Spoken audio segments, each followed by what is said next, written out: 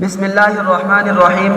عزیزان گرامی، اس وقت میری گفتگو کا عنوان ہے اردو کے گھنٹے کے 6 اہم مقاصد۔ عزیزان گرامی، عربی کے ابتدائی درجے میں 1 گھنٹہ اردو کے سیکھنے سکھانے کے لیے مختص ہوتا ہے۔ ہمارے بہت سے حفاظ اور قراء اپنے بچوں کو اردو سکھاتے ہیں۔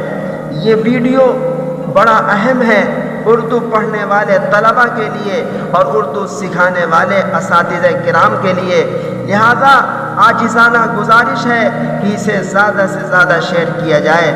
چلیے اب ہم چلتے ہیں اصل مقصود کی طرف۔ نمبر 1، طلباء اردو روانی کے ساتھ پڑھنے والے ہو جائیں، بغیر اٹک کے فر پڑھنے لگیں۔ اس کا طریقہ یہ ہے کہ طلباء کو جو سبق دیا گیا ہے اسے بار بار دہرائیں، پڑھیں، اور استاد کی ذمہ داری ہے کہ سبق اٹک کے ساتھ وہ ہرگز نہ سنیں۔ نمبر 2، الفاظ کے تلفظ کے درست کرنے کا اہتمام ہو۔ جن الفاظ کا غلط تلفظ رائج ہے ان کا صحیح تلفظ بتلایا جائے۔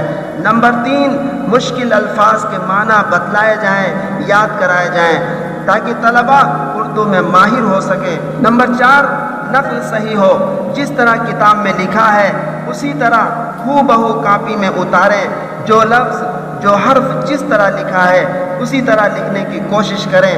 نمبر 5، املا صحیح ہو، لفظ اور جملہ محض سن کر صحیح طلباء لکھنے لگیں۔